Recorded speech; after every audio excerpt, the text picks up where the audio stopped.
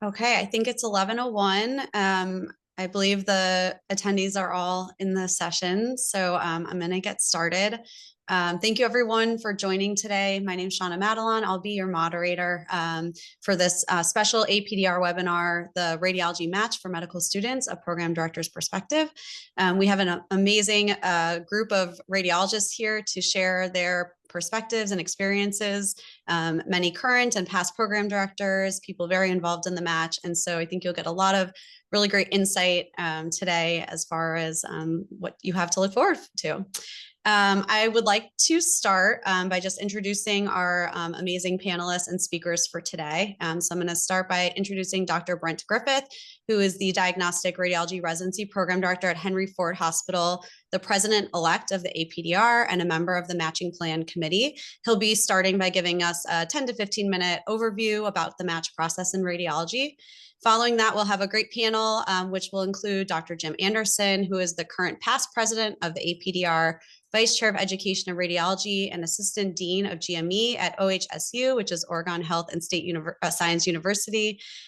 He was the past radiology program director at OHSU for 13 years, so has a wealth of experience, a past neuroradiology fellowship director, and prior chair of the radiology RRC at the ACGME. We have Dr. Anna Rosenstein, who is the current Matching Plan Committee Chair and past president of the APDR. During her tenure as the APDR president, she facilitated the introduction of the preference signaling, so is definitely an expert on that for all of those questions. She serves as radiology residency program director at Westchester Medical Center and professor of radiology at New York Medical College. We have Dr. Joe Viniero, who served as program director for the Cleveland Clinic Diagnostic Radiology Program since 2017. He specializes in abdominal imaging and has been staff there since 2001. Throughout his career, he's maintained a strong commitment to radiology education and serves as on the APDR Match Committee. We have Dr. Quinn Meisinger, who is the current APDIR president, has been the program director of the Independent and Integrated Interventional Radiology Residencies since 2019. We have Dr. Jeff Weinstein, who is the immediate past president of the APDIR, who is vice chair of radiology education and also the IR Integrated and Independent Residencies at Beth Israel Deaconess Medical Center.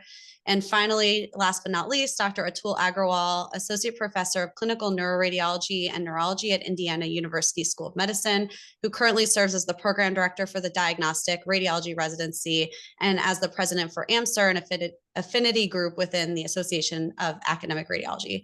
So as you can see, we have a wealth of knowledge here, plenty of program directors to answer all of the questions that you have, and I'll let Dr. Griffith get started. Thank you. All right, thanks. Let me just share my screen here. All right. All right, thanks again for joining us today, and thank you to the APDR and Shauna for hosting this roundtable.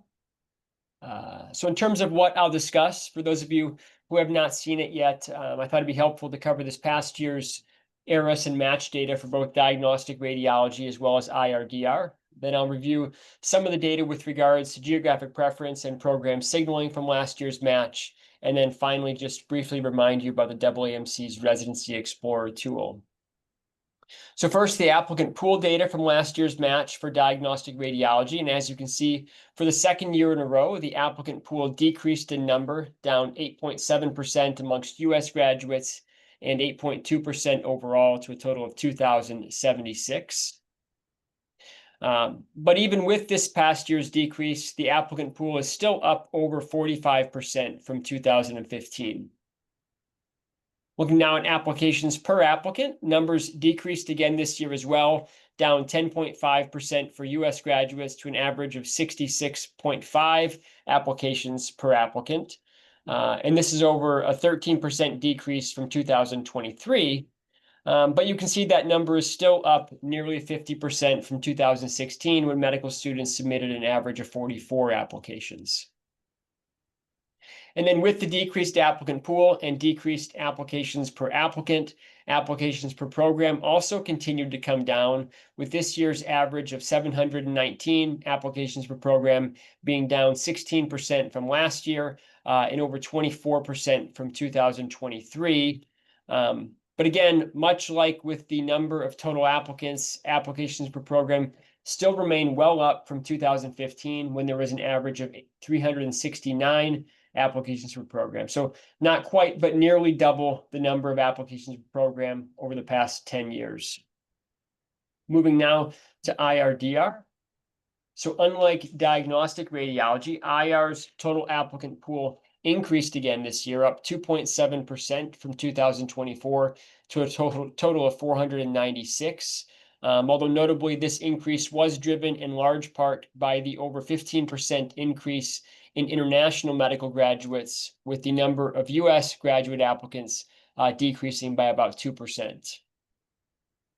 And then if we look back to the 2020 match, which was the last pre-COVID application cycle, the overall applicant pool to IRDR is up nearly 50%. And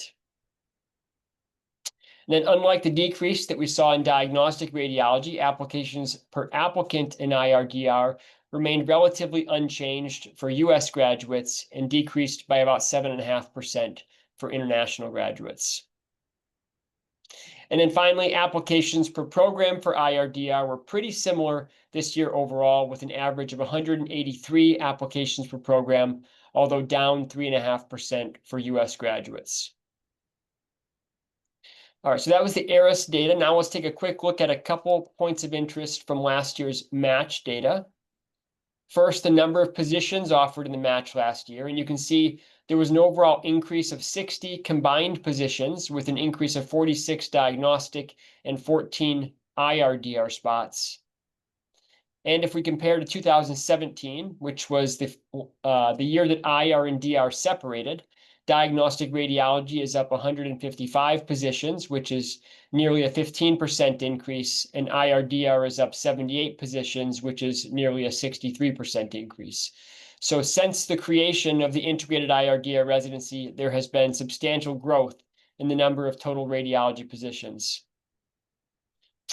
So how did radiology do in last year's match? Well, nationwide, there were 19 unfilled diagnostic radiology positions, which was up from 4 the year before, as well as 3 unfilled IRDR positions, which was the same as the prior year. And if we look at the percentage unfilled, which is the better metric to track since the number of positions increases over the years, you can see that both diagnostic and IRDR are still performing quite well, with only 1.6% unfilled positions for DR and 1.5% for IRDR. So a couple take-home points regarding last year's application and match cycle. First, we saw a continued trend in increasing positions in the match, and no doubt this is driven by the increasing demand for radiologists pushing programs to increase their complements, and even some places to start entirely new programs. Next, although the number of applicants to diagnostic radiology decreased for a second year, if we look historically, the match rate is still very strong, and so still quite a competitive time in radiology. Now let's take a look at some of the geographic preference and program signaling data from last year's application cycle. And first, geographic preferences. And remember, the goal of this section is to provide a means for applicants to share their geographic preference in a fair and accurate way. And so for this section, applicants are able to select up to 3 out of 9 geographic locations, which are divided according to the US Census regions and divisions, or applicants can indicate that they have no preference. And so what information is shared with programs?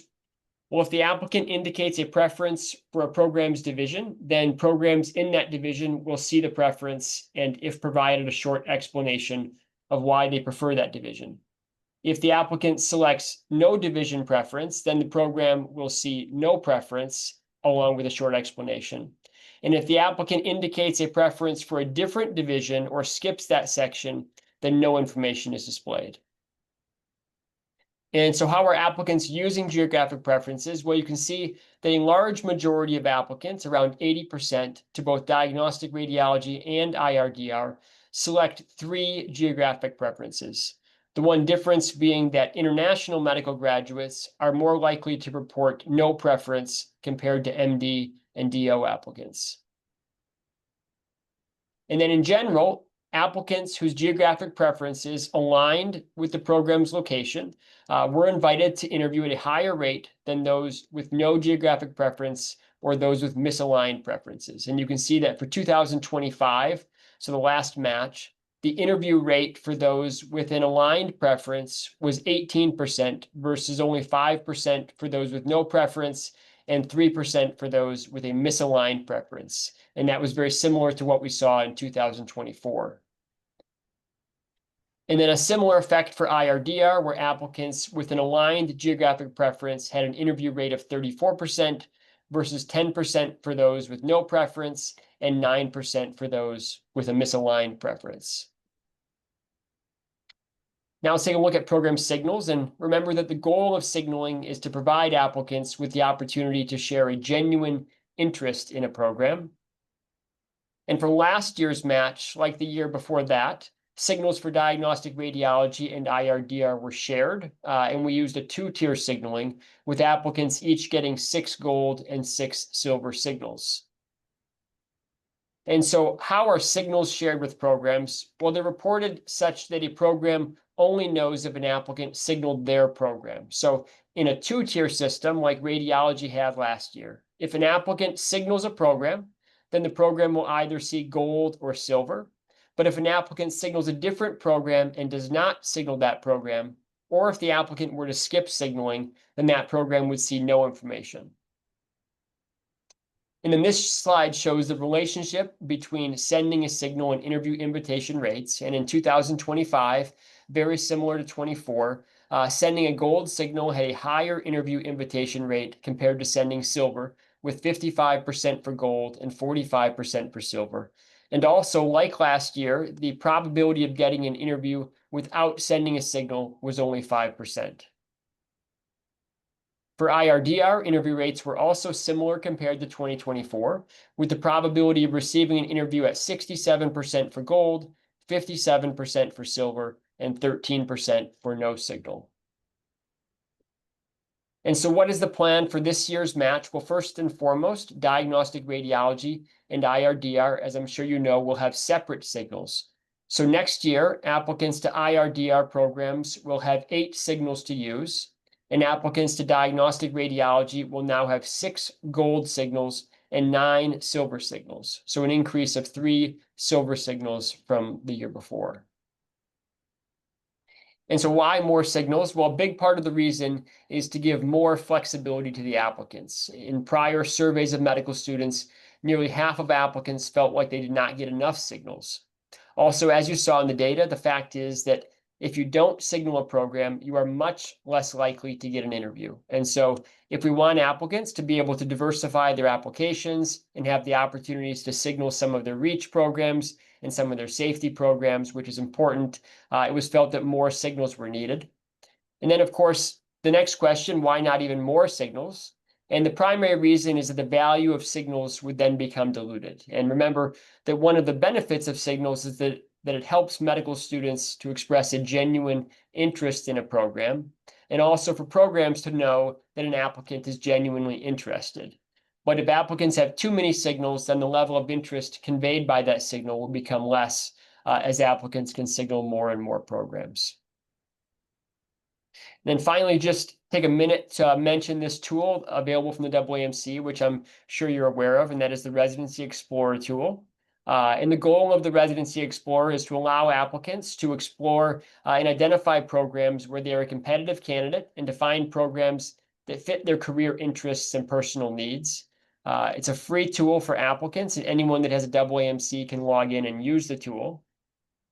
And you may already be familiar with it, but if not, I'll show you just a couple things. First, once you log in, if you select a specialty and then click Explore Programs, you'll have a list of programs like this, and for each program, you can see the interview rate for applicants based on whether they signaled the program, whether they were from an in-state or out-of-state school, whether they're an MD or DO, as well as whether they're an international medical graduate. One thing to keep in mind is that the data is limited to only the previous cycle, so the sample size is small and may not necessarily indicate what the program will do in future cycles. And then finally, if you click on an individual program, you can see the prior year application volume trends, percentage of applicants invited to interview for the previous cycle. as well as an individual program level breakdown of interview rates by applicant characteristics for the previous year. Although I did note today that it looks like interview rates for signaling is not there because of the change we're making to signaling for the upcoming match. All right, so to summarize, despite an increase in unfilled positions, radiology remains competitive.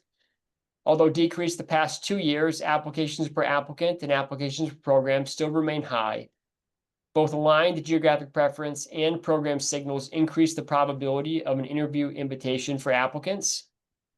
DR and IRDR will have separate signals this year, with 8 signals for IRDR and 6 gold and 9 silver for diagnostic. And then finally, as you're trying to determine how to best use your signals in the future, Residency Explorer may provide some useful insights. Thank you and good luck, and I will turn it back over to Shauna.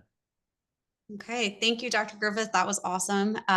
So we're going to move into the Q&A part of this panel, which I think will be really helpful for everyone. We do have a lot of pre-submitted questions that I'm going to try to get through. You can also feel free to use the Q&A button at the bottom of the Zoom chat if you have additional questions that you would like us to try to address. We'll try to get to as many as we can. We did also want to share sort of like the group's feelings about the Q&A. We want to, make sure that you are aware of, we're going to do our very best to answer the questions as broadly as we possibly can to apply to the most number of applicants. But I do want you to keep in mind that every program does things slightly different.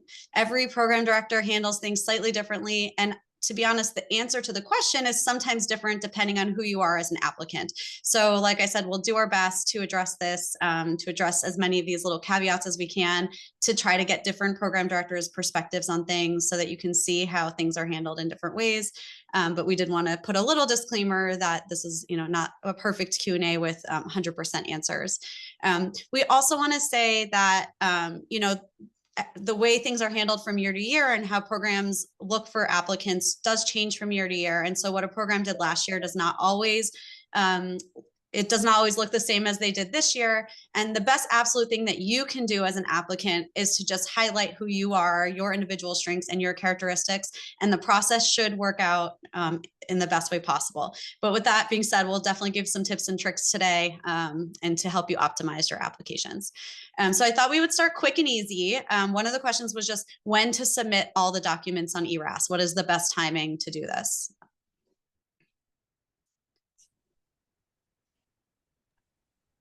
First day possible. So I think everyone wants promptness. We're excited to review them, and we also want to see that you're excited to apply and have everything together and on point. Okay, perfect. Besides a good step 2 score and good clerkship grades, what are other qualities or experiences that most distinguish top radiology applicants?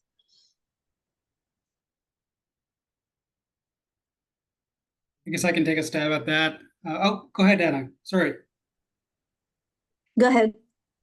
I was just going to highlight the MSP. I think that's critically important piece of the application that's now available to the program directors, since step 1 has gone past fail, and there's a whole bell curve as far as step 2 scores are concerned. So I think the MSP-E really demonstrates longitudinally how a certain applicant has done, not just one day on a test score, but throughout their medical school journey. So I think your work ethic, how you relate to patients,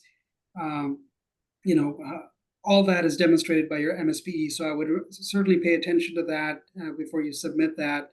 And your scores being, high pass or honors, as many of those you can get, would certainly speak to your strength. If I may add to that, which I completely agree with, what's one of the important aspects of MSP is for me and many other program directors to see how well you did holistically. For example, if you have gotten great grades and great scores, but have done absolutely nothing else, it's great. You're committed to medicine. You did very well. But if at the same time, you also had the reserve and the interest, the curiosity to do research consistently, for example, not for 2 months, but consistently, and perhaps engage in something else, once again, longitudinally, consistently, which shows dedication and, commitment, right? You starting something and not letting it fall. That would be enormously important. And I would value that,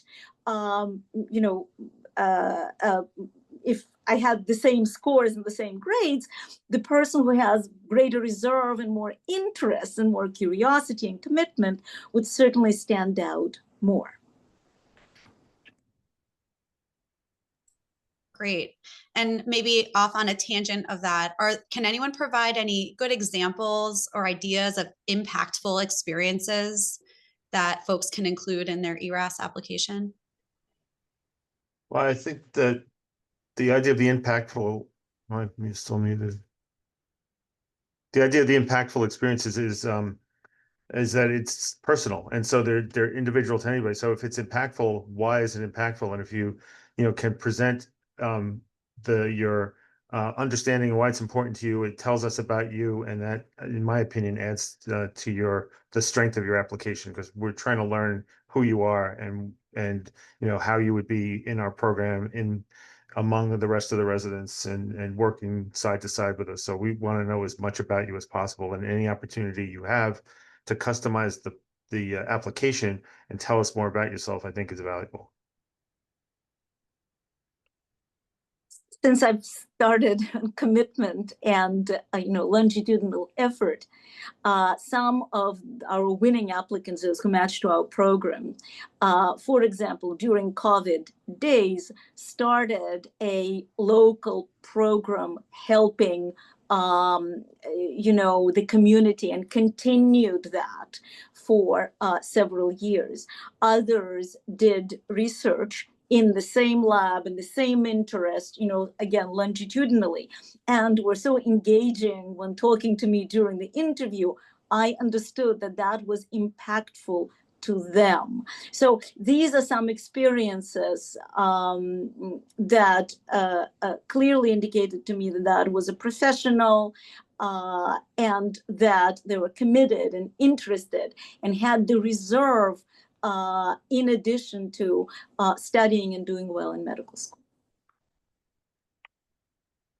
Shanna, if it's okay, I can double down on both of those comments. I completely agree. And just from my sort of personal opinion, I think you have an opportunity to demonstrate grit in your application that is really well received by a program director. You're a unique individual. You have unique life experiences, and any opportunity you get in your application to make that stand out, how you are different than all the other 700 applications that I'm going to look at, I think that's a really valuable thing to do. And you have to remember oftentimes that, a residency may be someone's first real big job in the real world. And we are really looking for that grit in an individual where they've had some real world experience, whether they've been wildly successful or have failed, and what has that taught them and how has that impacted them. So if you have a opportunity or a space where you can highlight that in your application, I think I would encourage that. Okay, on this note, regarding both impactful experiences and also personal statements, are there any common mistakes that you see applicants make? Are there any topics that should be avoided? It goes without saying, anything that doesn't paint you in a good light. Though I have seen some that don't maybe show things. You really want to show if something didn't work out, how you turned it around or what you learned from it.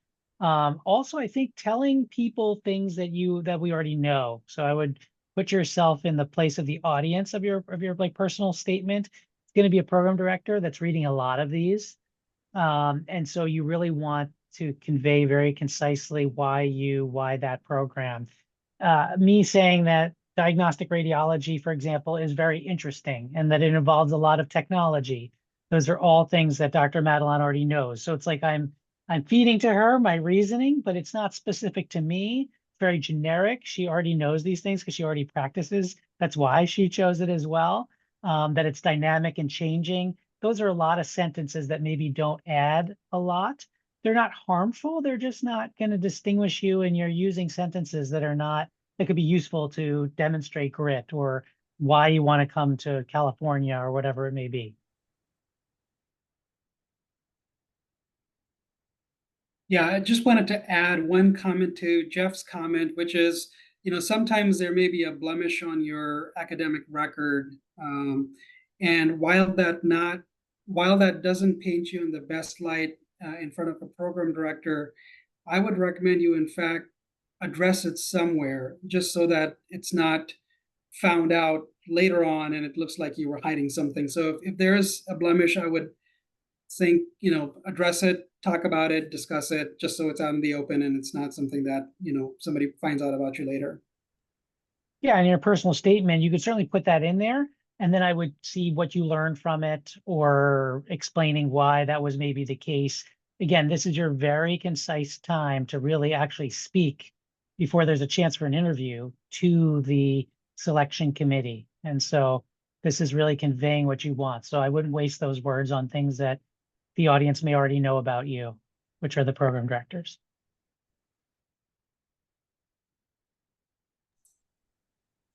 Perfect, thank you. I'd like to move into talking about signals and geographic preferences. Can any programs give any insight on how they utilize different filters to screen for these items? We've already heard from Dr. Griffith that whether or not you provide a program signal or geographic preference significantly impacts who gets interviews. Other filters that programs do for applicants? I guess I'll start off on that. So one thing to know is that it's highly variable how different programs use the signals. So there are programs that use them very strongly and really pay a lot of attention to them. And I know of programs that hardly use them at all or ignore them, actually. So just be aware of that fact. And then I think the second thing is that the signal really should be where you really want an interview. I think people often think this is where I want to match, which may be also where you want to interview, obviously. But I mean, I really think about them as a signal to where you want to find out more information about a program, and you have a strong interest in potentially going there. That's really what they were designed for.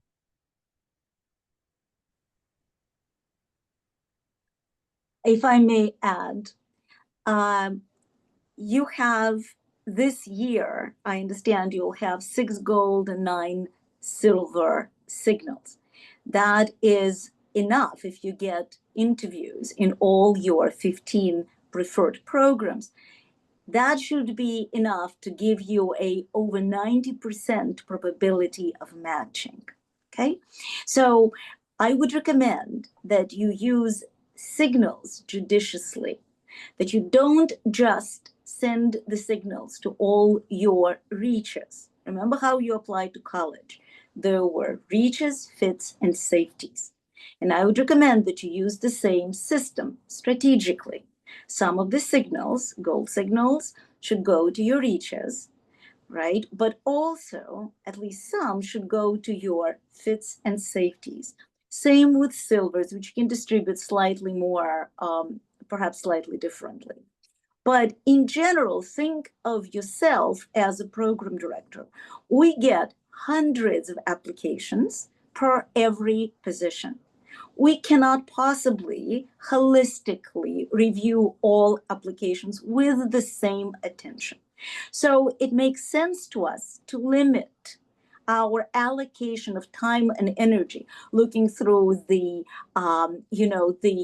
this application, that application, and the supplemental application, reading your personal statement and the letters of recommendation with the same vigor and the same attention. Rigor and the same attention. So we're going to limit ourselves largely to the group that shows most interest and they perhaps desire to stay in the area and so on and so forth.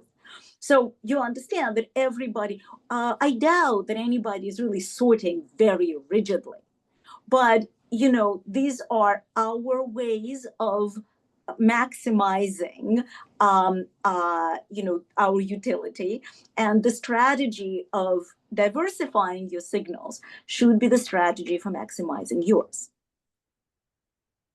Yeah, and just realize that different programs get different numbers of signals. And so there are some programs that only get a few signals from people. And so to fill up all of their invitations for interviews, they are going to be forced to look at other applicants who didn't signal them. Whereas many programs who get more signals than they have spots for to interview people are going to start with those typically, because those are the people who they feel are showing interest in their program. And we all want people who want to be at our program, and start with those people. And then if they fill up all their interview spots before they've even, after going through all of the signal people, I think that's the main reason why a lot of people who don't signal don't get interviews. So you have to sort of look at where you're applying and get a sense from the Residency Explorer of how many signals they get, because that data is out there too. And to help you decide whether for your specific situation, whether it's going to be more valuable for you to focus on some of the non-signal programs. But anybody, I think any program is going to start with the people who signal them, and then move on to the other applications if they haven't filled out all their interview spots. That is a really excellent point. Please look at the Residency Explorer. For example, if you live in the area and there's a program that doesn't get a lot of signals, you can probably get away, and this is not your top 15, you can probably get away with applying there, with understanding they probably will invite you because you live in the area. You know what I mean? How do programs feel if an applicant's program signal does not align with your personal geographic locations? If they have 3 other geographic preferences not for your location, does the applicant need to highlight, why they're interested in your program if they're providing you a signal? I would say yes. I mean, I personally, again, this is a personal preference, will probably ignore this largely. If they decided to use the signal, my program, then maybe they're making an exception. Okay, they'd be willing to move into my area because we're suburban and they want a suburban program, something of that sort. But I will certainly ask this during the interview. So I would recommend that in this situation, you be prepared to answer this question.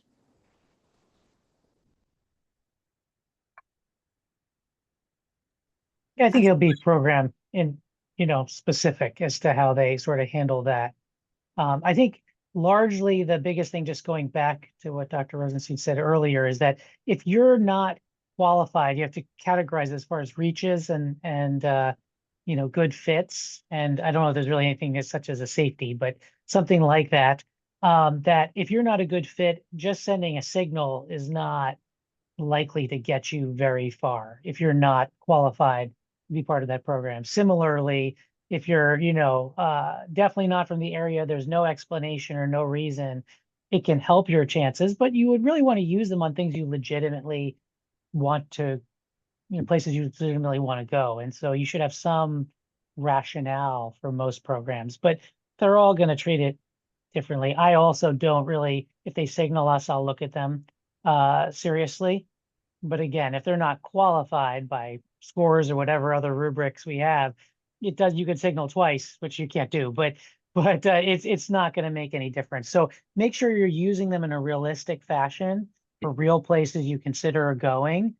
You could certainly try reaches and such, but I wouldn't spend everything on, I'm going to get an interview, high likelihood if I signal a place.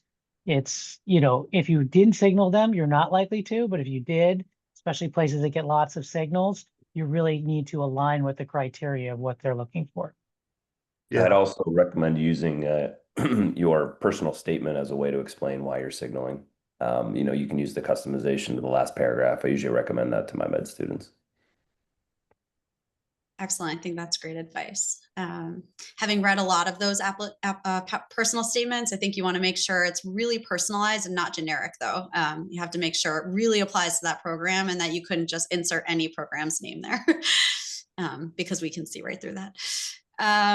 Okay, perfect. To just add an additional question, someone in the chat asked, can someone speak to how silver versus gold signals are viewed? And I think Dr. Griffiths, your presentation did talk about that there were slight differences in likelihood of interview based on gold versus silver, but they were both still above no signal. But maybe program directors can give some more specific insight. Yeah, I mean, I think a lot of that will depend on the number each that a program gets. So if a program gets, a very large number of gold signals, they're going to focus on those first. And again, if they fill up all their interview spots going through their gold signals, they may not get to the silver ones. But if you only get a limited number and you're going to end up going through all the signals to look for the strongest applicants who want to be in your program. And I think that's how a lot of places will do it. If I may add, for medical students, there's a bit of an explanation. There are two reasons program directors will choose candidates first from the gold and from the silver. One is more objective. The more highly interested candidates you have, the fewer candidates you need to interview. That is obvious, to fill your positions, which means that it's less costly for the program. That's number one. Number two, all of us would like to work with people who are going to be happy where we are. And we hope that candidates that send us gold signals have read our websites carefully and want what various programs, they're different, have to contribute.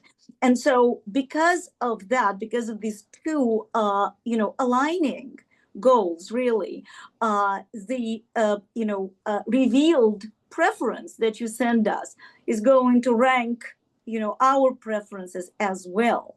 Okay, so you just have to understand how we view this, and then make rational decisions.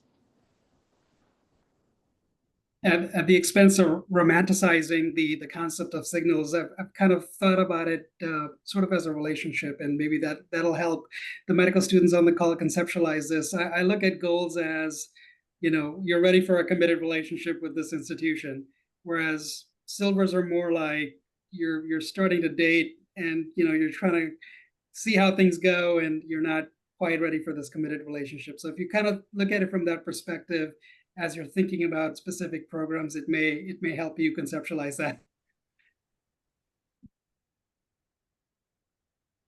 Okay, perfect. And then I wanted to ask, how do programs handle dual applicants who are applying both to IR and DR? We treat them completely separately. I know other programs combine them. Yeah, again, pretty variable. I think there's programs that there's co-members on a committee, and so they both sort of know what's going on and in that situation, or you might interview with both groups.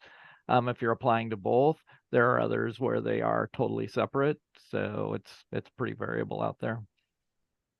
I'm going to speak to 4 programs who do not offer IRDR. For example, we do not have that opportunity in our department.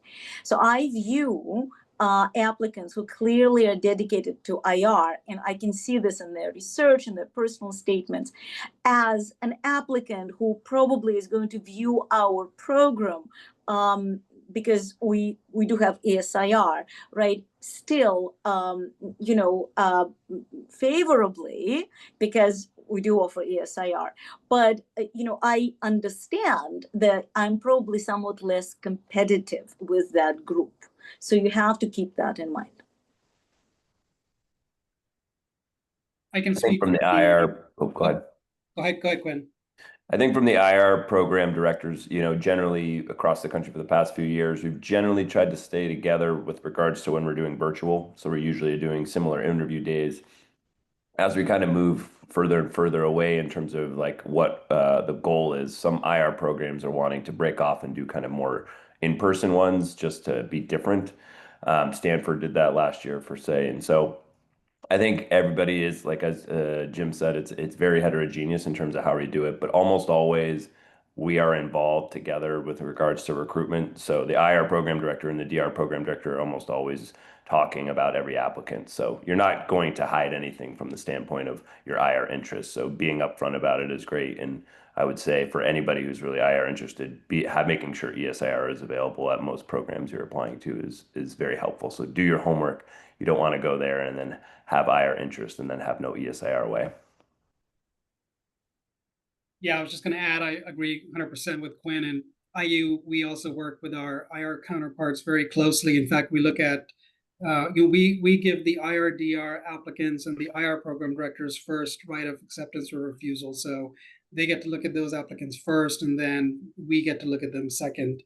Reason being that we do have combined IRDR days for interviews where the applicants who are interviewing with the IRDR portion do interview with the DR team as well. So inevitably we'll interview the same applicant. So IRDR gets first pass, and then the DR program directors follow for those applicants.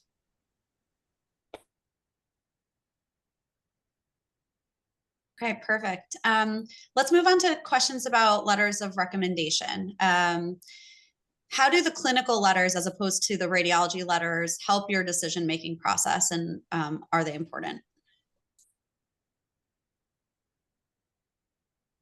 I mean, for IR, certainly how you do in surgery and surgical subspecialties and things of that nature, and medicine for that matter, are important. That sort of shows your ability to synthesize knowledge, and we're very clinically based. So your clinical performance is going to be important. Yep. I also recommend that anybody who's interested in IR if your letter writers are saying, what should I talk about for you? Have them say, they're good at technical skills or something similar to that. Mention your procedural skills.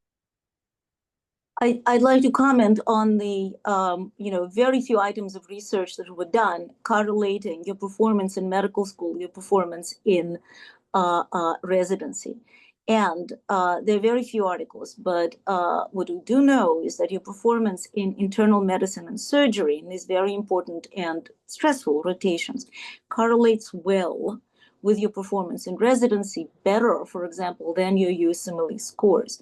Therefore, evidence-based decision makers generally value, clinical letters of recommendation and these grades very much, specifically from, internal medicine, surgery, et cetera, et cetera. Yeah, just to add that, IR is very clinically oriented and it's very important to them, but it's also very important to the DR because, as I put in the chat, radiology is medicine. The more you know about medicine, the better you are at radiology. That whole skill set of integrating information, integrating knowledge applies to both fields for sure. Agreed. If applicants have an option of choosing a letter writer who maybe has like a big name or a big title, as opposed to maybe someone who knows them better, but is maybe less well known or maybe not at all known outside of their department, do you have a preference as to which one is more valuable to you? I would rather read a letter from somebody who knows the applicant better. The famous people get a lot of requests, and they have generally more form letter kind of letters of recommendation, which I consider much less useful. So are the letters that say, they came every day on time and did their work and were very pleasant, didn't hurt anybody, and that's not a very useful letter. The more they know about you, the better and more valuable it is. We'd like to trust the letters of recommendation. So for majority of us, we need to know that the letter writer actually interacted with you, actually has something to contribute, so we can trust them because, yeah, we need to work with you guys. I'm just going to chime in. I agree 100% with both of those comments. It's very quickly apparent to program directors reading a letter of recommendation if it's a really, a very popular person who does a lot of great things in the community, but just the way the letter is formatted, it's very clear that they don't know the person. So that's conspicuity is incredibly important. So I would stick with somebody who knows you really well and can speak to your strengths. Okay, perfect. Speaking of letters, we have a lot of questions about letters of interest and letters of intent. In my mind, a letter of interest comes before you get the interview, and the letter of intent is something that comes after. Can program directors speak about sending letters of interest, when they and if you recommend sending them, the optimal timing of that letter?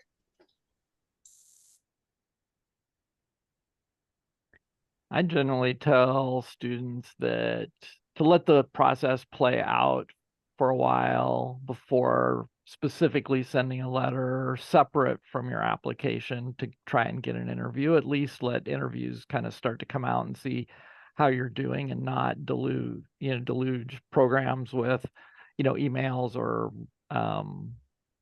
begging basically for interviews. That just overwhelms everyone. Some places actually hold that against you if you do it. Not many, but some do.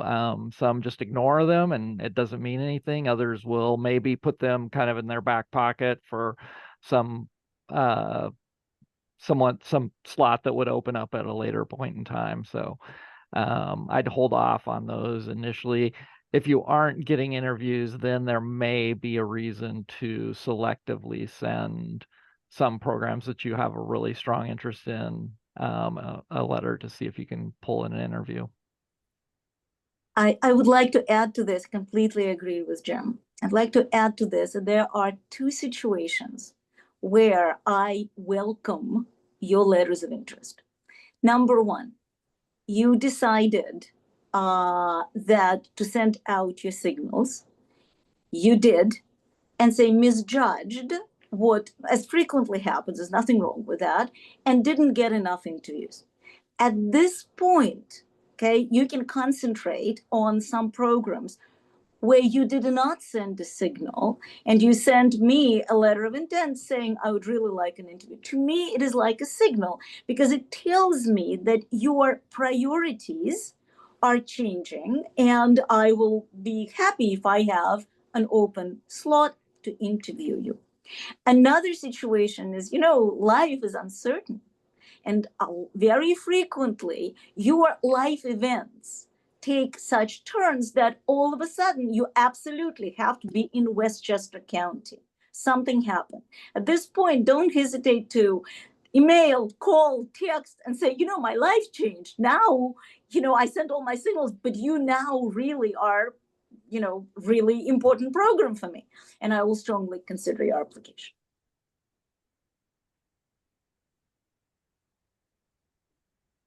Perfect. And can anyone speak about letters of intent? Those are letters that are sent after the interview happens. I mean, not to romanticize it, but going with what Dr. Agarwal was saying, but it's kind of a little bit like dating, I guess, if we were to take that analogy, or going to the prom, in that if you have a number one, then I think that's something it's interesting for programs to know. Again, they're not necessarily going to take you if you were not in the running, but maybe that could work in the calculus. Saying that you like them very much or will consider them highly is like saying, if the other people say no to the prom, I would consider going with you. And so some people can take that, okay, well, maybe there's a chance. Other people will respond to that, meaning other programs will respond to that as absolutely not, right? That could be a complete turnoff in the sense that you're clearly not interested in them in number one, and now you've put that right in front of their face. So I think it's best to say nothing at all personally if it's not your number one. People will find out. Radiology and interventional radiology is even smaller specialty, and you will need these people and may want to work at one of these places in the future. So you definitely want to be genuine if you do have a number one. And if you do, then you want to react that way. You're under no obligation to inform programs of their position, but just as a faux pas, I wouldn't say, I liked you a lot, I'll consider you highly based on my interview experience. It may sound or feel good to you, but to the person receiving it, we're not their number one, and we may be one of many, and we want people that want us as much as we want them. Yeah, and one letter means, one number one means one number one. Do not send more than that. And yeah. Yeah, I can't think of a time when a letter of intent led me to change my rank list. Thank you. I would like to agree with the last speaker. There is absolutely no evidence that we do any better ranking our applicants in the order of, their preference for our program. So we are going to, at least in my program, we do evidence practice, and we will rank you in what we believe is the order of your qualifications.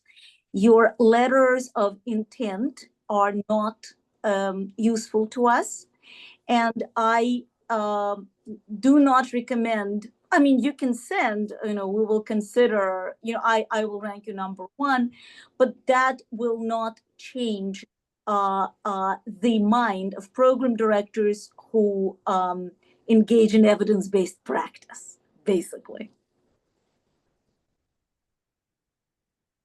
Okay. And please, please, please never lie. This is really bad. Advice. Good advice. As Dr. Weinstein said, we do hear about when people, lie and say one thing and do another. So it does get out there. I wanted to just quickly move back to letters of recommendation. A couple of questions came in through the chat. Number one, is it essential to have a radiology letter of recommendation, or can they all be clinical? This really should be reflected on the program's website. For example, my program requires 3 recent letters, and I believe we require at least 2 from radiologists. But usually programs are actually listing the clear requirements, right? And if they do not hesitate calling and finding out. Perfect. And how about letters from like a non-physician, like a research mentor, for example, or someone else that you've worked really closely with in a non-clinical capacity? If you did a PhD or a year of research or significant research for somebody and they know you well, I think it's a valuable letter. Yeah, I agree 100%. I think it gets back to that longitudinal piece of, that individual knows your work ethic. Research is not you're in one day, you're out the next. It's, months and years. And if somebody's gotten to know you to that depth and degree, I think that person's a great letter writer.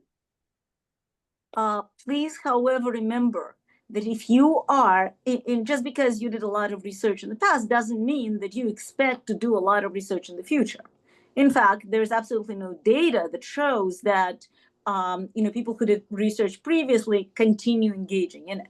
So if you're applying to a completely clinical program that does not have significant research strength, having one of the letters from your PhD advisor praising the qualities of you as a researcher, great, but may not be as useful as having 3 clinical letters, right? And then maybe an additional one, the 4th one, Perfect. So perfect segue into research, which was another hot topic of the questions. Are there specific types of research opportunities that are thought to be more valuable or stand out more on applications?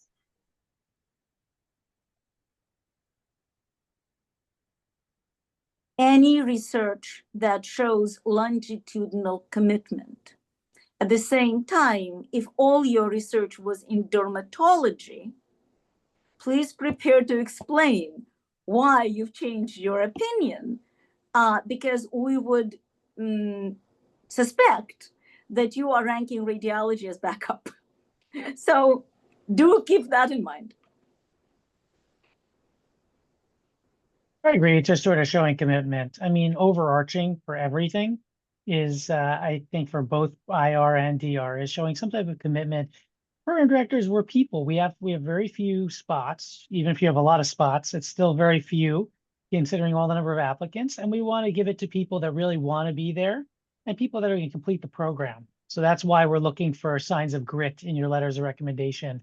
That's why we want to see research in the area. It's not that you discovered something new or the quality or depth of that, other than that as a testimonial to the fact that you know what this specialty is about, either one, and that you're willing to invest some of your time and energy into it, which means that you're not going to decide this is not for you later on, right? So same thing with rotations, and we can go on and on and on all the way down the line all day long. It's all just demonstrating to us. So for me personally, it's not necessarily the specific findings of the research.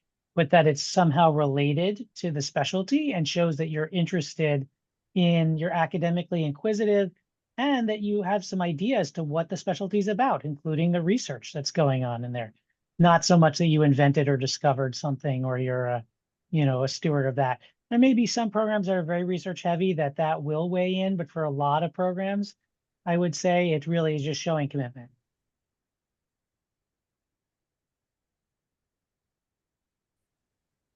We have just about 4 minutes left. I did want to address away rotations briefly.